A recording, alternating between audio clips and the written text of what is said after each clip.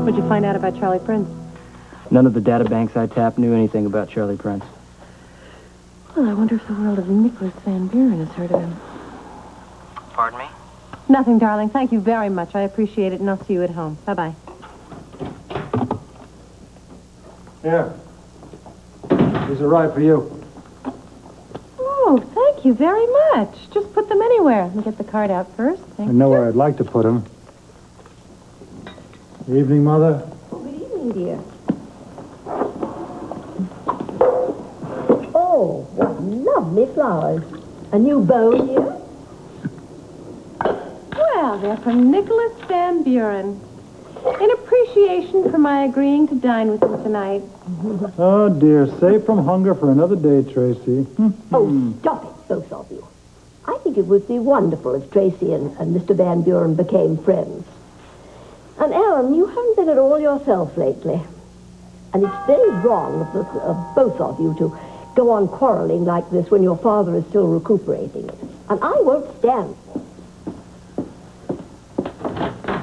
Good evening, sir. Good evening, Jennings. You look mighty fit. Ah, there's one of my favorite people. Good evening, Lila. Oh, Mr. Van Buren, how nice. It's too bad that Edward is still indisposed. He was looking forward so much to a meeting with you. And he wanted me to tell you that he hopes that you'll be in town for at least, 2 or 3 days longer, and not vanish in your usual puff of smoke. I don't think that's at all likely, my dear Lila. For some reason, I believe my visit will last longer, much longer, than I had planned. That news must be pretty hard on Robin and Anna. Yeah, it is. Duke's doing his best to keep everybody cheery. At the moment, they're all out in the kitchen playing Let's Dunk the Donut. Look, what have you heard about or from this chap, Philippe? I got bad news there. Somebody stabbed him. Was he dead? No, not yet. I called The hospital, though, and they said his chances aren't too good. Oh, damn it. Look, I think I have a lead as possible killers. I found a domino in his hand. A domino? Yeah, it's part of the case I'm working on. Well, whatever. I know that Kate is somehow involved in it. Yeah.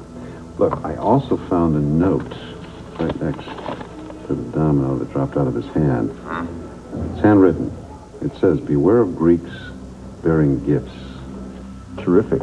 Maybe Homer stabbed him. Look, why don't you fax it over to me? I'll get the handwriting boys over here on it. Maybe we can rescue something from this mess yet. Yeah, okay, we'll do both. Oh, wait a second. Here, Tiffany in the hall. Talk to you later. Well, you can kiss that credit card goodbye, sweetheart. I think we've maxed it out. Whoa! It looks like that fashion show was a success. It was fabulous, darling. I love Paris. You're going to love it, too, when you see all these cute little things that I got. You'd better love it, honey. It's costing me a bungle. Oh, sweetheart, we haven't even started yet. Look at all this stuff. You're going to die. I got all this things inside. Oh, no, wait, whoa. You are not getting off that easy, woman. And if this costs me a lot of money, I want my own little private fashion show right here in this room. Okay? I hope you don't have high blood pressure. Be right back.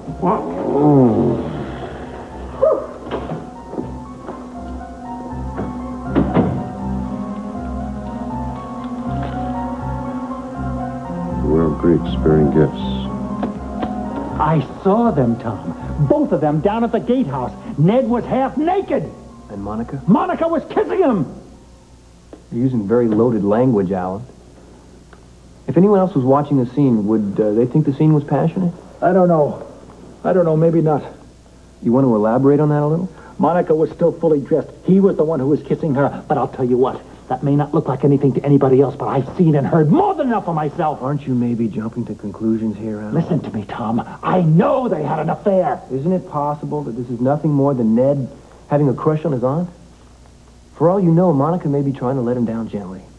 She was doing a lot more than letting him down gently. Listen to me, Alan. You may be right and you may not be right. But that uncertainty is causing your anger to build to uncontrollable levels. Now, what you're going to have to do, and this may not be easy, is to confront Monica and Ned together. What I mostly don't understand about boys is how come they change so much?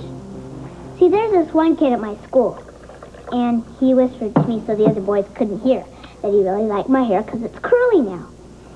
And sometimes he looks at me kind of special, like he likes me or something. But then when I try to look back at him, he just turns away. He likes you, I'd say. Yeah, he likes you very much.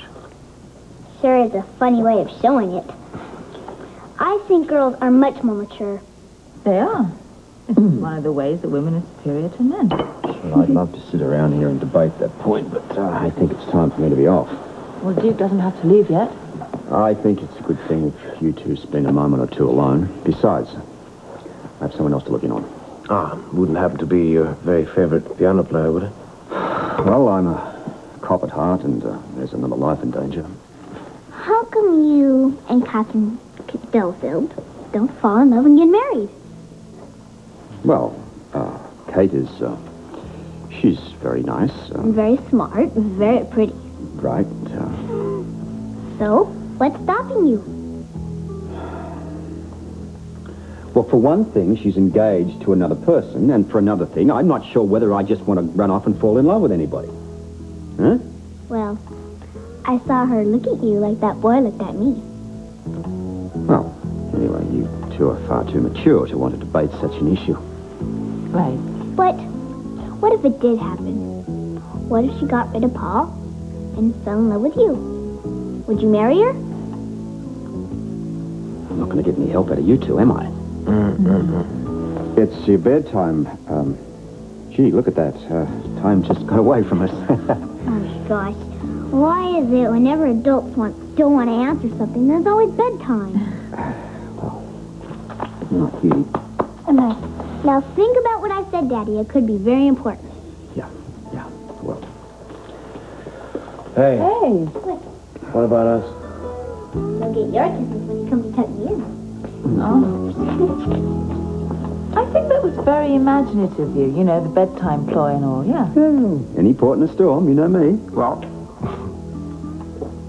time to go. Don't give Catherine any of your looks, you know. She might catch you. Not much chance of that. I think it's very sweet. Hey, listen, you're talking to a sophisticated cop here, not a teenager. Yeah. Yeah. Good night. Bye.